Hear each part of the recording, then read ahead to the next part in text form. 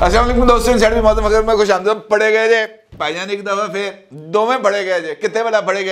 गए ने जनाब अडयाला जेल में। तो इसका मतलब ये है कि अडयाला जेल से एक खबर आ गई है, और खबर भी आ गई है जनाब इतनी बड़ी और इतनी चस्के वाली कि जनाब आपको चस आ जाएगी। ना सिर्फ अडयाला जेल बल्कि आज तो इलेक्शन कमीशन ऑफ पाकिस्तान ने भी लाज छितर लिया पायन। तो उसके बाद उन्होंने कहा कि जनाब असी मारेंगे 100 तो गिनाएंगे 1। और इस तरह लग रहा है जैसे हुकूमत साजी का अमल आगे बढ़ते इलेक्शन कमीशन ऑफ पाकिस्तान के तेवर भी बदलने शुरू हो गए हैं। जैसे जैसे जनाब आरिफ अलवी साहब की जो ग्रिप है वो कमज़ोर होती हुई नज़र आ रही है, मुझे ऐसे लग रहा है कि सिस्टम ने भी अपनी कुछ ज़्यादा ग्रिप का मुजाहरा शुरू कर दिया है। कैसे, ये एक बहुत ही इंपॉर्टेंट सवाल है। सवाल ये भी है कि अडयाला जेल से कौन सी खबर आई है। सवाल ये भी है कि अडयाला जेल में कौन फड़े गए हैं। सवाल ये भी है कि अडयाला जेल से फड़े जाने वाले 2 खुशकिस्मत कौन है और वो किस चक्कर के अंदर पकड़े गए हैं, और इस चक्कर की इब्तदा कैसे हुई थी और इसका इख्तिताम कैसे होने जा रहा है। और सवाल ये भी है कि इलेक्शन कमीशन ऑफ पाकिस्तान में आज ऐसा क्या हुआ है, इलेक्शन कमीशन ऑफ पाकिस्तान में आज ऐसा क्या हुआ है जिससे इस बात का अंदाजा हो रहा है कि जनाब इलेक्शन कमीशन भी सीधा होने लगा जाए। और जब वो सीधा हो जाता है तो फिर उसके बाद तो गुंजाइशें ज़रा थोड़ी सी ख़त्म होना शुरू हो जाती है। मामला क्या है, इलेक्शन कमीशन ऑफ पाकिस्तान में आज पाकिस्तान तहरीक इंसाफ उर्फ सुन्नी इत्तेहाद कौंसिल की एक दरख्वास्त है। वो दरख्वास्त की वहाँ पर समात है, और ये दरख्वास्त वही है जिसके ऊपर सदर ममलिकत जनाब आरिफ अलवी साहब ने ये कहते हुए कौमी असम्बली का इजलास बुलाने से माजरत कर ली थी कि जनाब जब तक मखसूस नशिस्तों का फैसला नहीं हो जाता, जब तक कौमी असम्बली मुकम्मल नहीं हो जाती, उस वक्त तक कौमी असम्बली का इजलास नहीं बुलाया जाएगा। तो सदर साहब के उस ख्वाहिश की तकमील के लिए जनाब इलेक्शन कमीशन ऑफ पाकिस्तान ने मखसूस नशिस्तों के अलॉटमेंट के लिए 6 दरखास्तों को यकजा किया और उसको समात के लिए मुकर्रर कर दिया। दिलचस्प बात यह है कि जहां पर पाकिस्तान तहरीक इंसाफ उर्फ सुन्नी इत्तेहाद कौंसिल की तरफ से तकरीबन 50 के करीब भारी भरकम वकील जिसके अंदर अली जफर शामिल हैं, जिसके अंदर जनाब क्या नाम है उनका, सलमान सफदर शामिल हैं, जिसके अंदर जनाब बैरिस्टर गौहर अली खान साहब शामिल हैं, जिसके अंदर वो जो है लतीफ़ खोसा वगैरह वगैरह हर एक लटरम पटरम इसमें शामिल था। 50 वकील वो वहां पर मौजूद थे। और उसके साथ साथ जनाब सिर्फ 2 वकील थे। एक वकील था जनाब पाकिस्तान पीपल्स पार्टी की तरफ से, एक वकील था मुस्लिम लीग नून की तरफ से। और इन 2 वकला ने इन 50 के जो नथ डाली है वो अपनी मिसाल आप है। कैसे, मामला क्या है, मामला ये है कि सुन्नी इत्तेहाद कौंसिल के इशू को लेकर ये मामला चल रहा था कि जनाब सुन्नी इत्तेहाद कौंसिल को जनाब मखसूस नशिस्तें मिलनी चाहिए, और इसके लिए पाकिस्तान तहरीक इंसाफ उर्फ सुन्नी इत्तेहाद कौंसिल जो है वो अपनी भारी भर लीगल टीम के साथ वहाँ पर मौजूद थी। इस मौके पर जो है अली जफर साहब ने सबसे पहले गुफ्तगू का आगाज़ किया और उन्होंने कहा कि हम अपनी मखसूस नशिस्तें यहाँ से हासिल करने आए हैं। अगर सियासी जमातें मखसूस नशिस्तें चाहती हैं तो उनसे कहें कि जनाब वो खुल के कहें कि ये नशिस्तें हमें मिलनी चाहिए, ये सुन्नी इत्तेहाद कौंसिल को नहीं मिलनी चाहिए। और मुस्लिम लीग नून, पीपल्स पार्टी और MQM समेत दीगर जमातें यहाँ पर आएँ और ये क्लेम करें कि वो किस तरीके से प्रोपोर्शनल रिप्रेजेंटेशन का असूल होने के बावजूद इस बात की डिमांड कर रही हैं कि जनाब ये वाली जो इजाफी नशिस्तें हैं ये उनको मिलनी चाहिए और सुन्नी इत्तेहाद कौंसिल को नहीं मिलनी चाहिए। उन्होंने अपने केस को प्लीड करना शुरू कर दिया, जिस पर जनाब जो है इलेक्शन कमीशन का जो हेड थे जनाब सिकंदर सुल्तान राजा साहब, उन्होंने पीपल्स पार्टी और नून लीग वालों को बुला लिया। पीपल्स पार्टी की तरफ से जनाब फारूक H नाइक साहब पेश हुए और उन्होंने अपनी गुफ्तगू का आगाज़ किया। मुस्लिम लीग नून की तरफ से जनाब आज़म नज़ीर तारड़ साहब जो थे वो वहाँ पर आए और उन्होंने अपनी गुफ्तगू का आगाज़ किया, और वहाँ पर उन्होंने जो चंद हक़ाइक़ थे वो इलेक्शन कमीशन ऑफ पाकिस्तान के रूबरू रखे। और ये हक़ाइक़ ऐसे थे जिसके बाद मेरा ख्याल है चिरागों में रोशनी नहीं थी बचती। पहला नुक्ता उनकी तरफ से यह बयान किया गया कि इलेक्शन कमीशन ऑफ पाकिस्तान के ने आइन और पाकिस्तान के तहत चलना है, और दस्तूर पाकिस्तान के मुताबिक जो पहला मरला है इंतखाबात के बाद वो है आज़ाद उम्मीदवारों का तयन और आज़ाद उम्मीदवारों के फैसले का तयन कि वो कौन सा फैसला करते हैं। आइन ये परमिट करता है किसी भी आज़ाद रुकन को कि वो मुंतखब होने के या अपने नोटिफिकेशन की अनाउंसमेंट के 3 दिन के अंदर अंदर किसी भी पोलिटिकल पार्टी को ज्वाइन कर सकता है, और 3 दिन के अंदर अगर वो किसी पोलिटिकल पार्टी को ज्वाइन नहीं करता तो वो अपनी आज़ाद हैसियत बरकरार रखेगा, लेकिन आज़ाद हैसियत बरकरार रखने के बाद वो अगले 5 साल या जब तक भी वो असम्बली मार्ज़ वजूद में रहती है वो फिर किसी और सियासी जमात को ज्वाइन नहीं कर पाएगा। इलेक्शन कमीशन ऑफ पाकिस्तान के खातों में उसका जो स्टेटस है वो आज़ाद उम्मीदवार के तौर पर ही रहेगा। दूसरा नुकता उनकी तरफ से यह बयान किया गया कि इस फैसले के बाद, इस मरहले के बाद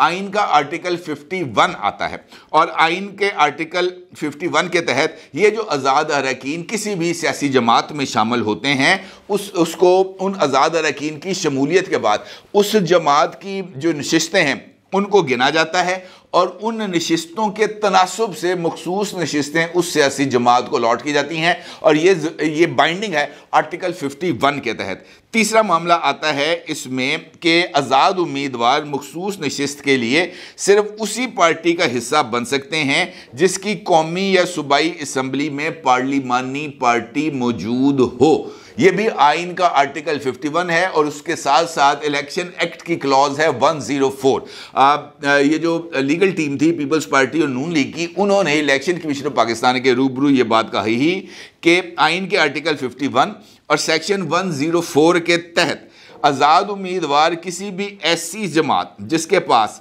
कौमी या सूबाई असम्बली में एक भी सीट ना हो उसमें वो शमूलियत इख्तियार नहीं कर सकते। किस काम के लिए?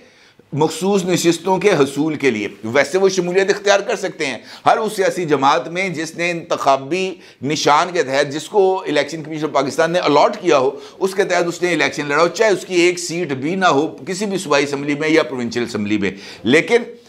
उसके बाद उनको मखसूस नशिस्तों के लिए एलिजिबल तस्वुर नहीं किया जाएगा। मखसूस नशिस्तों के लिए एलिजिबल उसी वक्त तस्वुर किया जाएगा जब उस जमात की कौमी असम्बली या किसी भी सूबाई असम्बली में कम अज़ कम एक सीट हो, उसके बाद उसको मखसूस नशिस्तों के लिए जो है कंसिडर किया जा सकता है।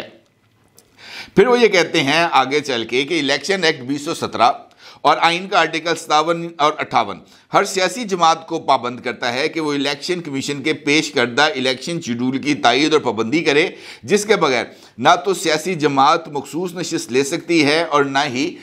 उसको कोई रेगुलर सीट मिल सकती है। और फिर वो ये कहते हैं कि सुन्नी इत्तेहाद कौंसिल इस हवाले से किसी भी ऐसे क्राइटेरिया पर पूरी नहीं उतरती। सुन्नी इत्तेहाद कौंसिल की इस वक्त कौमी असम्बली में भी कोई रिप्रेजेंटेशन नहीं थी जिस वक्त रिजल्ट्स की अनाउंसमेंट हुई। आज़ाद अरकान की शमूलियत से पहले किसी भी कौमी या सूबाई असम्बली में जो रिप्रेजेंटेशन थी सुन्नी इत्तेहाद कौंसिल की थी वो थी 0। उसके साथ साथ सुन्नी इत्तेहाद काउंसिल की तरफ से इलेक्शंस से कबल कोई भी तरजीही फहरिस्त इलेक्शन कमीशन ऑफ पाकिस्तान के रूबरू पेश नहीं की गई। तीसरा नुकता उनकी तरफ से यह था कि अगर इस बात को दुरुस्त तस्लीम कर भी लिया जाए तब भी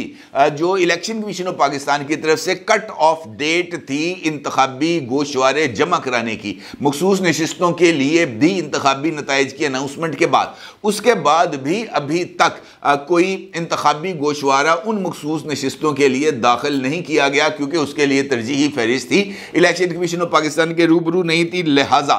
इलेक्शन कमीशन ऑफ पाकिस्तान इनको ये जो मखसूस नशिस्तें हैं वो अलॉट नहीं कर सकता। फिर उनका ये मानना है कि ये इस मौके पर बैरिस्टर अली ज़फ़र साहब ने इस गुफ्तगू के अंदर शिरकत की और उन्होंने इस बात की एक मिसाल दी। उन्होंने कहा जी माजी में बलूचिस्तान अवामी पार्टी जिसको हम उर्फ़ आब में बाप कहते हैं 2018 के इलेक्शन से कबल उसकी तश्कील हुई थी और बलूचिस्तान अवामी पार्टी ने उस मौके पर अपनी तरजीही फहरिस्त जमा नहीं कराई थी। इलेक्शंस के बाद उनकी नेशनल असम्बली में रिप्रेजेंटेशन हुई और उसके बाद उन्होंने असम्बली में आने के बाद तरजीही फहरिस्तें इलेक्शन कमीशन ऑफ पाकिस्तान में जमा कराई और तरजीही फहरिस्तों के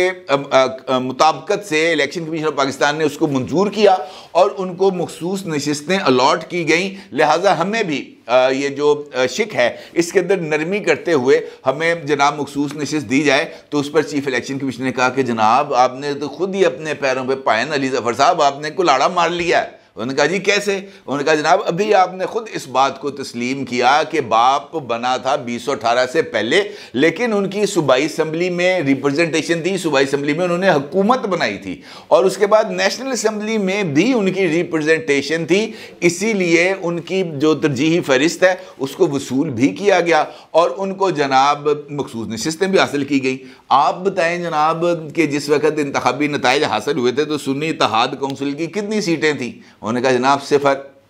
उन्होंने कहा बताएं फिर आपको ये मखसूस नशिस्तें कैसे अलाट की जा सकती हैं? तो वो ये जो फौज थी 50 के करीब वकला की, इन्होंने पाइन सब सुन गया। इनको इस बात का अंदाजा ही नहीं हो पा रहा था कि उनके साथ हुई क्या है, कुछ समझ नहीं आ रही है। तुम पैरिसी और आइन और कानून की जकड़ बंद है जनाब। अब आप उसको ये कहें कि जनाब ये एस्टैब्लिशमेंट की जकड़ बंद है, इससे हम नहीं निकल सकते, तो ये कहना भी बहुत ही ज्यादा गलत होगा, क्योंकि हकीकत नहीं छुप सकती सर। ये हकीकत है जो सामने आकर रहती है और ये हकीकत सामने आ गई। जब हकीकत सामने आ गई तो उसके बाद जनाब चिरागों में रोशनी नहीं रही, और जब चिरागों में रोशनी रही तो फिर घुप्पन अंधेरा। और उसके बाद जनाब ये दरख्वास्त की गई कि इसको जरा आप थोड़ी हमें टाइम दे दें। चीफ इलेक्शन कमीशन ने कहा टाइम ले लो पाइन, साढ़े को तो टाइम ही टाइम है। और उसके बाद जनाब इस दरख्वास्त की समाअत को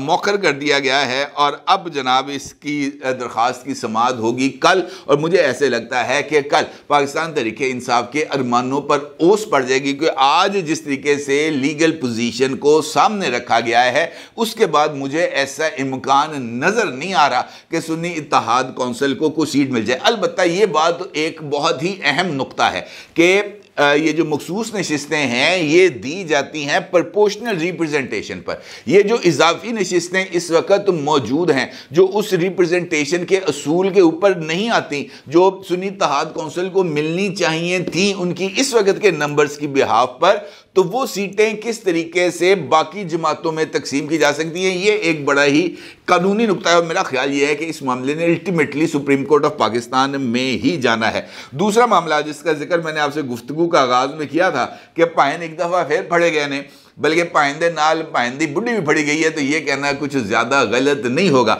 मेरा इशारा इस गुफ्तगू के आगाज़ में जब मैंने कहा था कि फड़े गए जे, तो जनाब इमरान खान साहब और मुहतरमा बुशरा बीबी साहिबा के हवाले से था, क्योंकि मुझे इस तरह लग रहा है कि इन दोनों के इर्द गिर्द ना सिर्फ शिकंजा टाइट हो गया है, बल्कि अडयाला जेल से आने वाली बड़ी खबर के मुताबिक इमरान खान साहब और मुहतरमा बुशरा बीबी साहिबा के खिलाफ अलकादर ट्रस्ट केस, अल मारूफ 190 मिलियन पाउंड केस ना सिर्फ अब चलना शुरू हो गया है, बल्कि जनाब इमरान खान और उनकी एहलिया मुहतरमा बुशरा बीबी साहिबा पर इस 190 मिलियन पाउंड केस में फर्द जुर्म आयद कर दी गई है। और फर्द जुर्म इस बड़े ओपन एंड शट केस में, जिसमें खुद इमरान खान साहब का ये एतराफ़ और ये इंकशाफ मीडिया पर मौजूद है कि उन्होंने अलकादर ट्रस्ट केस के लिए मलिक रियाज से 463 कनाल ना सिर्फ अराजी हासिल की थी, बल्कि ये जो अलकादर ट्रस्ट केस है इसकी बिल्डिंग की तामीर के लिए भी मलिक रियाज से मावनत हासिल की गई। ना सिर्फ तामीर बल्कि उसकी मुरम्मत, बल्कि वहां पर बिजली पहुंचाना, वहां पर गैस पहुंचाना, वहां पर पानी पहुंचाना और वहां पर पढ़ाने वाले असातिज़ा को महीने की तनख्वाहें देना, यह भी मलिक रियाज साहब की जिम्मेदारी थी, क्योंकि इमरान खान साहब ने उनको इस ख्वाहिश का इजहार किया। तो इमरान खान साहब के इस एतराफ़ के बाद यह केस तो मुझे बिल्कुल क्लैरिटी के साथ इमरान खान साहब के लिए एक और सजा का जो है वो नजर आ रहा है उनको होती हुई। अलबत्ता ये बात अपनी जगह पर बहुत ज्यादा अहमियत की हामिल है कि जो नए प्रोसिक्यूटर्स हैं उनको अलकादर ट्रस्ट केस के होने वाली इन अलॉटमेंट्स का या वहां पर होने वाली इस तमीर व मुरम्मत और इमरान खान के साथ उनकी इस मुबैना डील का ताल्लुक 190 मिलियन पाउंड्स की ट्रांजैक्शन के साथ ना सिर्फ जोड़ना पड़ेगा, बल्कि इस लिंक को वाज़ेह करना पड़ेगा कि ये जो दोनों चीज़ें हैं इसको किस तरीके से हम एक साथ जोड़ सकते हैं। और उसके लिए जो इंपॉर्टेंट चीज़ होगी वो उस वक्त होगी जब इस केस का बाज़ाब्ता तौर पर चलना शुरू होगा। इंपॉर्टेंट बात यह है कि जनाब जज मोहम्मद बशीर साहब के बाद जो नए जज साहब आए हैं इस केस में, ये जो है उनका नाम है नासिर जावेद राना साहब, उन्होंने भी इस केस को फास्ट ट्रैक पर चलाने शुरू कर दिया है और नए जज ने भी स्पीड पकड़ ली है। और इस केस में जनाब इमरान खान और उनकी एहलिया पर फर्द जुर्म आयद कर दी गई है, और ना सिर्फ फर्द जुर्म आयद की गई है बल्कि ये जो इस्तगासा है उनको इस बात का जो है पाबंद किया गया है कि वो इस केस के तमाम गवाहान को अब लूप में रखें। और चूंकि इस केस के अंदर इंपॉर्टेंट बात यह है कि 58 गवाहें 58 इस केस के अंदर नैब ने 58 गवाहियाँ हैं वो रिकॉर्ड करानी हैं। इन 58 गवाहों में से कुछ लोग ऐसे हैं जो इमरान खान साहब की काबीना में वज़ीर रह चुके हैं, जिनमें फैसल वाउडा साहब भी शामिल हैं, जिनमें शाह महमूद कुरैशी साहब भी शामिल हैं, जिसमें शेख रशीद साहब भी शामिल हैं, जिसमें फवाद चौधरी साहब भी शामिल हैं, जिसमें मुहतरमा शीरी मज़ारी साहबा भी शामिल हैं, और भी बहुत सारे लोग जो इस कैबिनेट के अंदर मौजूद थे, जो इस मौके पर जब शहजाद अकबर साहब मुबैना तौर पर एक सील बंद लिफाफे की मंजूरी ले रहे थे, उस पर एतराज़ उनकी तरफ से किया गया था, तो उन लोगों की गवाहियाँ यहाँ पर होंगी। ऑलरेडी वो FIA के रूबरू अपनी नैब के रूबरू अपनी ये जो है वो गवाहियाँ रिकॉर्ड करा चुके हैं, लेकिन अदालत के रूबरू उन्होंने अपनी गवाहियाँ रिकॉर्ड करानी है। 58 गवाहों की शहादतें रिकॉर्ड होनी है। और 6 मार्च से ये जो जज साहब हैं नासिर जावेद राना साहब, इन्होंने 6 मार्च से गवाहों का जो रिकॉर्डिंग है, गवाहों की जो शहादतें उसको कलमबंद करने का सिलसिला शुरू करना है। हदायत कर दी गई है कि इब्तदाई तौर पर 5 गवाह 6 मार्च को उनको हाजिर करना है, और 6 मार्च को इन 5 गवाहों के जो बयानात हैं वो कलमबंद होंगे। और अगर यही स्पीड जारी रही 6 मार्च से ये शुरू होने वाली कार्रवाई, मुझे ऐसे लगता है कि अगर इमरान खान साहब ने या उनकी लीगल टीम ने माजी की अपनी रवायात पर अमल दरामद करते हुए इस केस को इल्तवा में रखने के लिए इस्लामाबाद हाई कोर्ट में दरखास्तों पर दरखास्तें ना दायर की और इस केस को मेरिट के ऊपर चलाया, क्योंकि ये केस साबित करना मेरा ख्याल है थोड़ा सा इस वजह से, जिससे मैंने आपसे कहा ना कि करेक्शन को बिल्ड करना बहुत ज़्यादा ज़रूरी है, तो उसके लिए केस को अगर चलने दिया तब इनके लिए जो है ना वो मुश्किल हो जाएगा। और ये गवाहों की बयान रिकॉर्ड होने में ये तकरीबन मुझे लगता है कि 10 दिन का टाइम लगेगा। 5-5 गवाह हर रोज़ होंगे इनके बयानात रिकॉर्ड, और 5-5 गवाहों के ऊपर होगी रोज़ जरा, तो 10 दिन के अंदर जनाब ये काम हो जाएगा निबड़। और 10 दिन के बाद यानी 16-17 मार्च तक, ईद से पहले पहले कंफर्टेबली अगर हम इसके अंदर मुख्तलिफ हिकअप्स लगाएं, तो ईद से पहले पहले इमरान खान साहब को 190 मिलियन पाउंड्स के अंदर भी उनको और उनकी अहलिया मुहतरमा को, मलिक रियाज साहब को, शहजाद अकबर साहब को सरकार की तरफ से ईदी मिलने के, कैश के अंदर नहीं, जेल के अंदर सज़ा के तौर पर ईदी मिलने के जो इम्कानात हैं वो ज़रा मुझे बढ़ते हुए नज़र आ रहे हैं। और इस बात में भी कोई शक व शुबा नहीं है कि जिस तरीके से ये निज़ाम आगे चल रहा है, जिस तरीके से चीज़ें आगे चल रही हैं, वहाँ पर इस वक्त सिस्टम इमरान खान साहब को किसी तरह की कोई छूट देने के लिए तैयार होता नज़र नहीं आ रहा। अब दुनिया का ज़रूर इज़हार कीजिएगा। आपको बहुत शुक्रिया। अल्लाह हाफ़िज़।